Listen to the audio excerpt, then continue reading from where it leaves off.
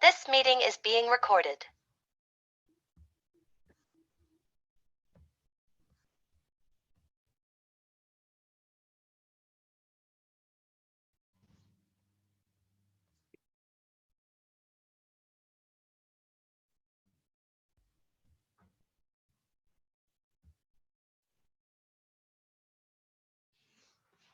Good evening, and thank you for tuning into the Wellness Collective podcast. I'm your host, Chandra Scott, and this evening I have the pleasure of interviewing the wonderful Latrina Caldwell. Latrina Caldwell is a self care pusher, she is a consultant and an entrepreneur, and she is here today to share some information on self care and how it can improve your mental health. But first, thank you so much, Latrina, for joining us. Thank you so much. It's always a pleasure anytime I can connect and network with you. Thank you. Great. Good to have you. And let's see, you are also known as a wonderful freelance writer for the Pretty Women Hustle magazine and some other platforms. So you are a wealth of knowledge. Yes, yes, yes, yes. I love it. I love being able to share my wisdom with the world. Wonderful. So you published your first book back in 2018, known as I Am Her. So is writing a form of self care for you? Yes, definitely. Actually, I have all of my clients write and journal, and I teach them the difference between releasing negative and positive energy and how we have choices. So, writing for me is so therapeutic. It's like releasing all of this energy that we hold inside of our bodies in different areas. So, it's one of the most therapeutic activities that I enjoy. Wow. Yes, I feel the same way. All right. So, at what point, what happened in your life that made you decide that, okay, self care is not only great for me, but I need to share this with others and get them involved in their own wellness? Yes, as over the last, I would say within the last 5 to 7 years, I've had some health scares. I struggled with obesity. I struggled just with balancing my own mental health. And I had a scare one day where it was a life and death moment, where I was involved in an almost car wreck, and Mm, wake up call for me. I was driving, I was very unhealthy at the time, meaning I had like unaddressed sleep apnea because I wasn't taking care of my health or mental health at the time. And I'm not going to say I wasn't taking care of it, I just didn't know the proper ways to take care of it or have the proper tools at that time, about 7 years ago. So I ended up falling asleep driving. And I woke up right before a collision. And at that point, I realized that I wasn't taking care of myself in all areas. So at that moment, it was like, do you want to live or die? And I chose to mm. live. And that was when I learned and adapted a self care lifestyle. I began to research what self care means, and how it looks to others, how I view it, even before I researched it. So I did a lot of research on self care. Wow. Thank you for sharing. That's a lot to unpack. So, how did you, after that incident, how did you address your sleep apnea? Because I also have that, and I absolutely hate that CPAP machine. But how do you address your sleep apnea though? Well, now I've realized at 41 that I was born with it. I realized Mm, that I've always struggled. I was a premature baby, and I've always struggled with breathing. So I've always had breathing issues. I just didn't know I had it. So when I got my CPAP, I'm gonna be honest. To this day, I struggle with that CPAP. I have went in and tried different masks, different techniques. Honestly, I think it's just a struggle when you have a sleeping condition. I think it's something that you just get accustomed to and try yeah. your best to live and deal with it. Um, but weight loss was the key key thing that changed my life, weight loss. And as I began to lose weight and adapt the self-care lifestyle, it improved my mental health. That's what changed. Mhm. That's where everything started for me. Okay. Now you mentioned weight loss. So do you consider an exercise routine to be a form of self-care as well? Or do you categorize those as two separate items? For me, self-care is anything that will make self happy and relaxed. Anything that would put self, your mental state for yourself in a relaxed state. So that can be working out. Yes, that is definitely a form of self-care. See, most people view the task like going to exercise or going out to eat or getting my nails done or toes done. Those are tasks. Self-care is every day. It's a full lifestyle. So for me, even exercising, yes, that's self-care. It's every day throughout the day. I'll tell you this, within the last 7 years, I don't go one day without having self-care time for me because I understand that it goes hand in hand with my mental health. And those tasks like exercising, journaling, taking a walk, podcast reviews, it's so many things you can do just for self-care. So it's levels to self-care as well. So yeah. Wow. Can you elaborate on the levels to self-care? Because I know some may think of it as just, oh, just going to get my nails done, or I'm going to go exercise today, or I'm just going to take a nap. But there are actually levels to it. Can you speak more about like the categories of self-care and wellness? Yes, there are multiple core components to self care, which are spiritual self care. Hmm. There's relationship self care. There's financial self care. There's physical self care. Every area in life, we should be taking care of ourselves. And just like we maintenance our car, we have to maintenance ourselves, which means we have to make this as a lifestyle. We have to get away from those tasks, those every now and again tasks, those spontaneous tasks, those when I feel like it's tasks. Self care is Hmm. every day. So we have to understand that it's a balance and it's a lifestyle. It's more than just little things. How I get up in the morning. It's the first thing I do. How do I interact with myself when I get up? It's right there. That's when self-care starts. How do I treat me? What is good for me right now in this moment when I get up? And for me, it may be just sitting on the edge of my bed for 10 minutes and just sitting in silence. Like that's one of my best forms of self-care for me. I like peace because I can hear more in silence, like in the spiritual realm. So Yes, yeah, I love that- that. yeah, yeah. hmm Yeah, I interviewed Sarita Ford, and she's a clinical social worker, and she also mentioned how she starts her day like just in silence and just being in tune with herself. So that's amazing to hear that more and more women are doing that and practicing that every day. hmm I try that, but sometimes it doesn't always start off that peaceful Yeah, and silent. But that is a good practice to have. That's good. yeah. Well, it definitely took practice. It took discipline. We Mm-hmm. have to discipline ourselves. Everything we do takes discipline. Everything. So as my daughters are older, and in college and life changes, then now I'm at a state where it's like, no, it's about me and my self-care is in a full forefront.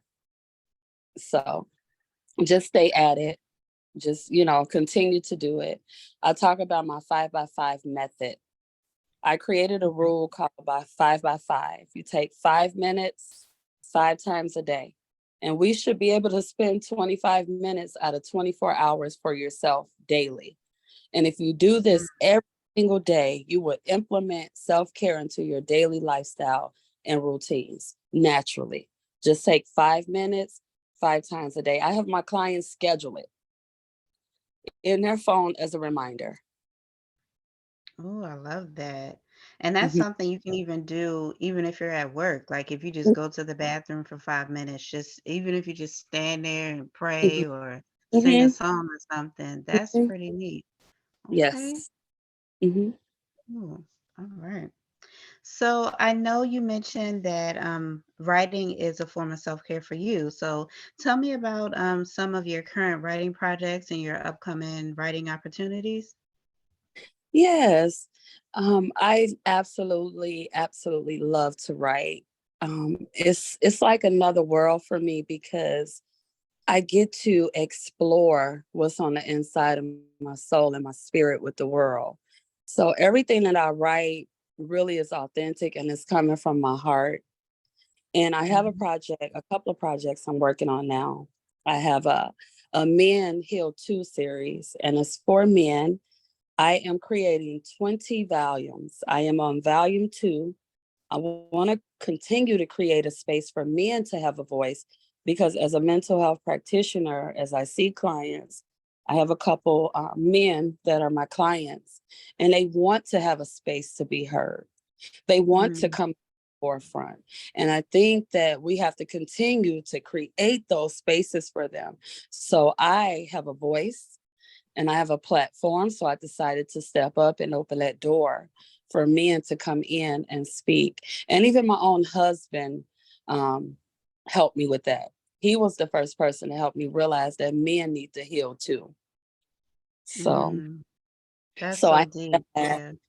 yeah, I have that, and I turned it into a conference. Ooh, all right. So Tell yes, me I have. more.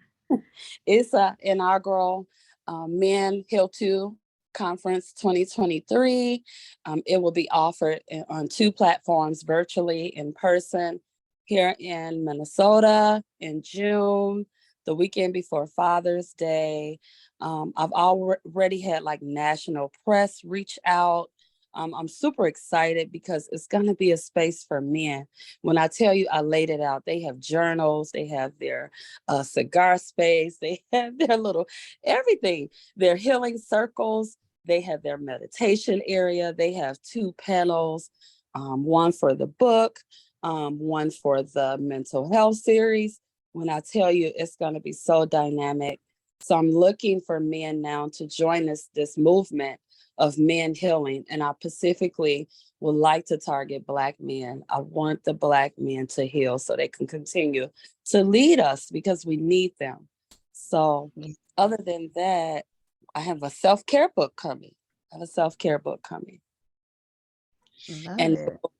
yes, it will break down all the elements of self care and how to create a self care lifestyle. So, yes. I Yeah. love that. And thank you for all of your contributions.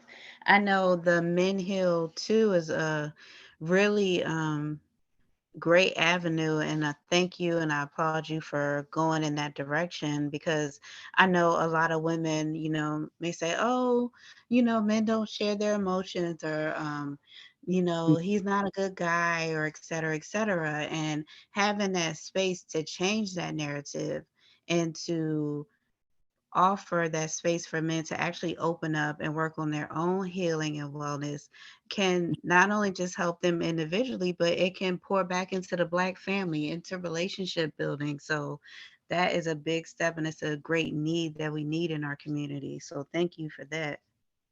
You're welcome. I'm beyond excited. I already have 12 people a part of the panel. So I'm super excited. Super excited. So, Love yeah. it. And is registration open for that event now? Yes, it is right at my website, latrinacaldwell.com/events. Okay. Registration open, sponsorship packages are available. We want the men to heal, so I'm trying to get the word out there. All Yes. right. Love it. Mhm. All right. So do you have anything else in the works that is coming up? Yes, I do have a magazine cover coming for April. I'm super excited. I have, Ooh.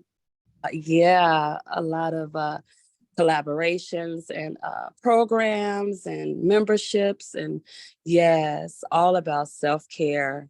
We just need to continue to push that. We need to continue to educate and pull on each other and, change the whole dynamic of this world. They need to understand this is a lifestyle. We can no longer say, I'm going to go do that when I can. I can't afford to do that. Self-care is free.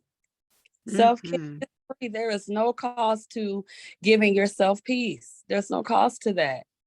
Yeah, it truly is priceless. And I'm glad Yes. you mentioned that because a lot of people may think, oh, I don't have a lot of money right now, so I can't practice self-care, but there are free things that you can do to practice self-care. It doesn't always have to cost something. Mm-hmm. Yes, yes. Exactly. And I create self-care in a jar, and it comes with 20 activities that are free that you can do right at home. 20 activities. Love it. Yes, for self-care. Mm-hmm. Great. Mm-hmm. All right. So I know you mentioned that you are also a mental health practitioner and you provide like life coaching and counseling. What are you working on any new aspects in the mental health realm in addition to your writing and your event planning? Yes, yes. So I just completed some training. I love training. I feel like we should continue to go with the change and the flow of the world. So I always try to take opportunities to enhance my programs. I am working on more personal and professional development programs and groups and workshops. I have a workshop coming up in Chicago. I have a workshop coming up here in North Dakota. And they're all about family dynamics with the prison system. I have a Mm, little around with the prison system. My mother went to prison twice. I was a child of a parent in the system, and now we're going back doing a mother-daughter duo about the system, the dynamics of the system, success before and after the system. And I get to show them what life was like for me as a teenager to now as a 41-year-old and what that does, and give out all the techniques, the tricks, and how I made it, and try to help other households know that there is resources out here.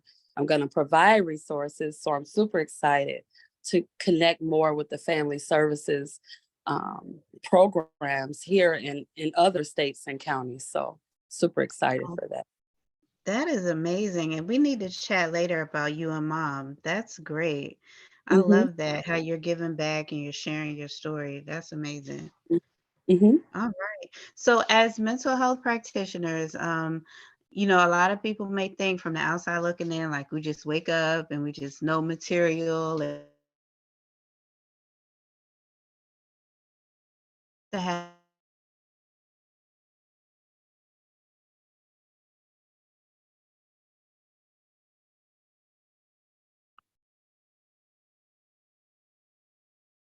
You there?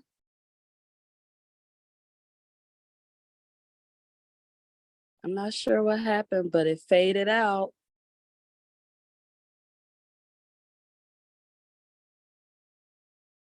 Chandra?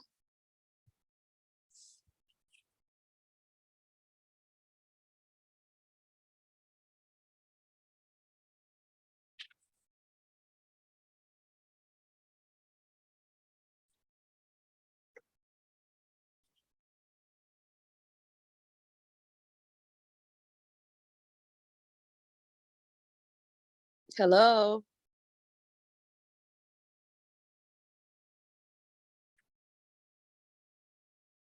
I'm not sure what happened.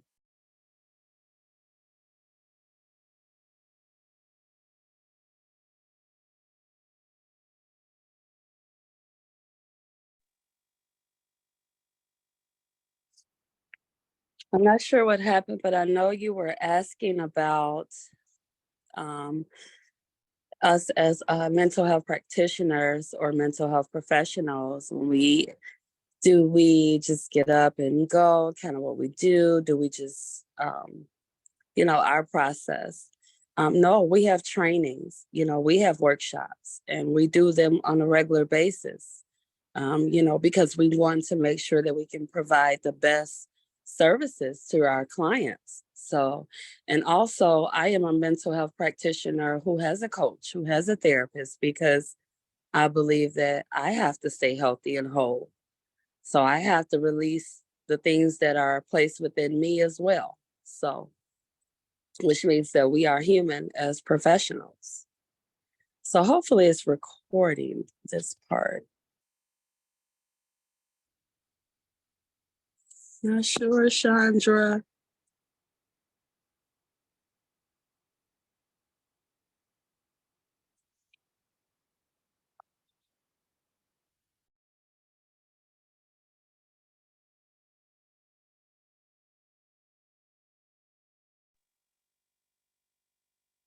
Hello?